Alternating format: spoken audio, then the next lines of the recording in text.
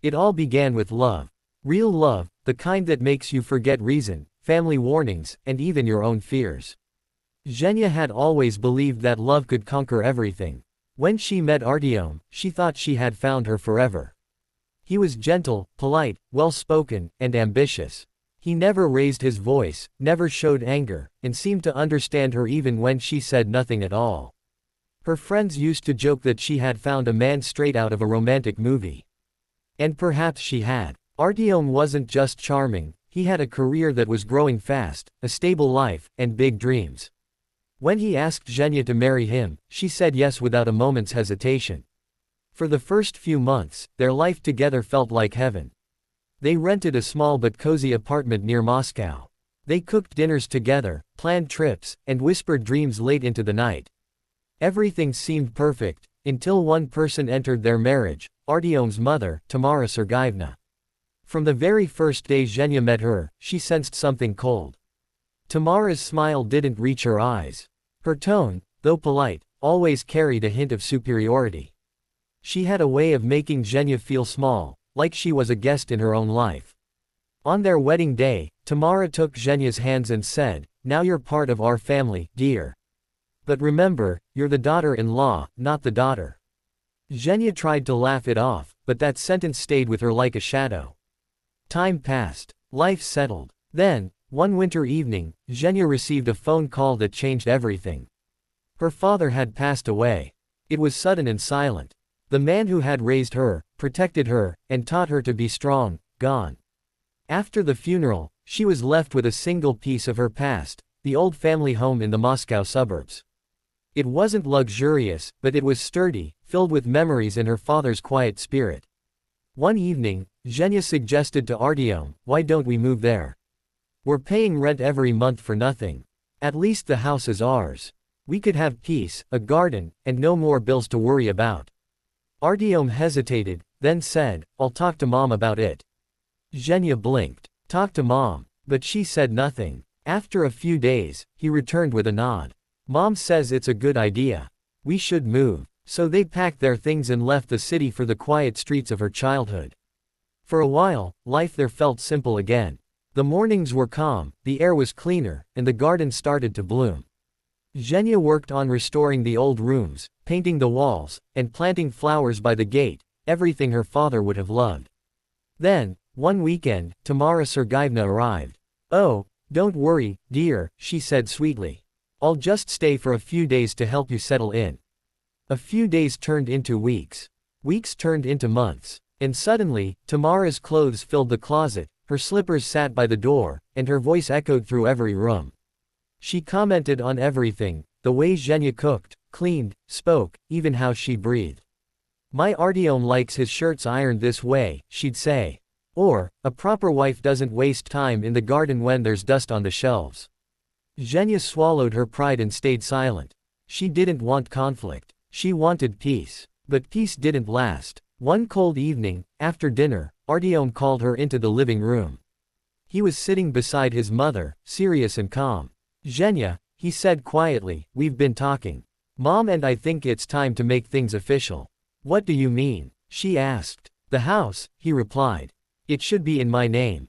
Zhenya froze. "Why?" He leaned back, confident. "Because it's the right thing to do. You're a woman. The house should belong to the man of the family. It's safer that way. I'm your husband, what's yours is mine, right?"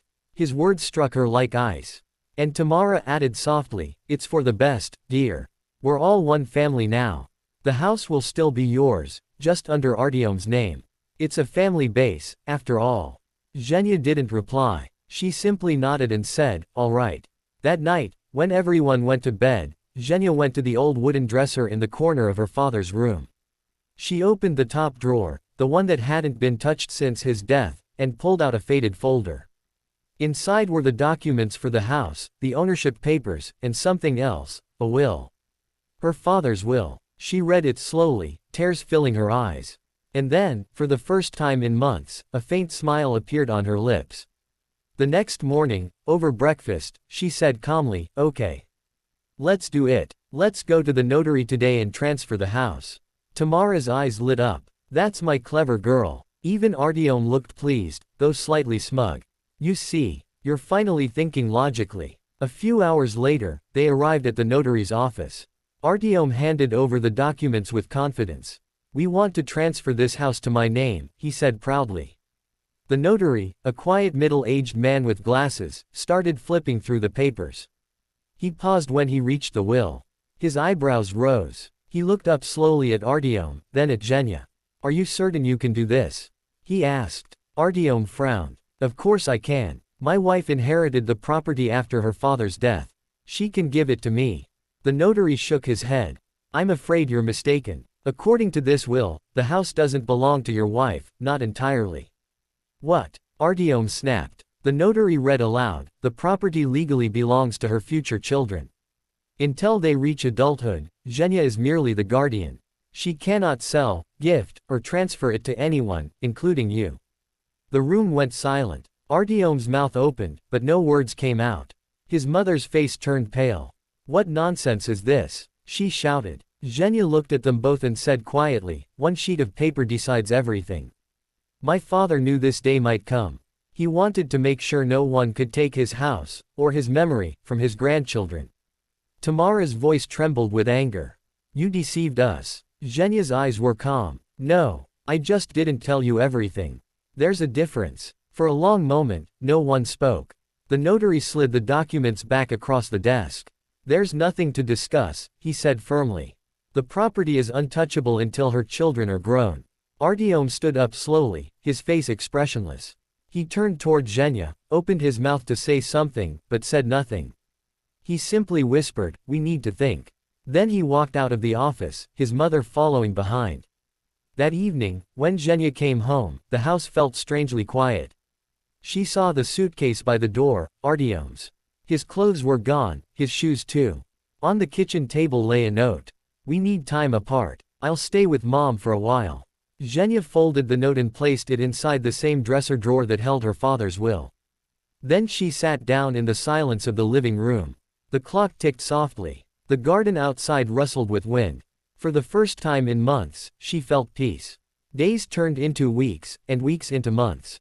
Artyom never returned. Neither did Tamara. Zhenya started working from home, taking care of the garden, repainting the walls, and slowly rebuilding her life. Sometimes, in the evenings, she would sit on the porch with a cup of tea and watch the sunset, the same way her father used to. She could almost hear his voice in the breeze. Be strong, my girl. Never let anyone take away what's yours. And she smiled. She realized she didn't need anyone to protect her anymore. She wasn't weak, and she wasn't alone. The house wasn't just bricks and walls, it was a promise, a legacy, and a shield her father had built for her future. She walked through the garden, touching the apple trees he once planted, and whispered, thank you, Papa. You always knew. Years later, laughter filled that same house, the laughter of two small children running across the wooden floors, playing hide and seek. Zhenya watched them and felt tears of joy. Her father's dream had come true. The house was full of life again.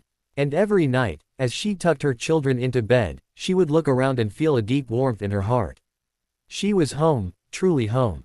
Because sometimes, love isn't about giving everything away. Sometimes, it's about keeping what truly matters, and knowing that no one can ever take it from you.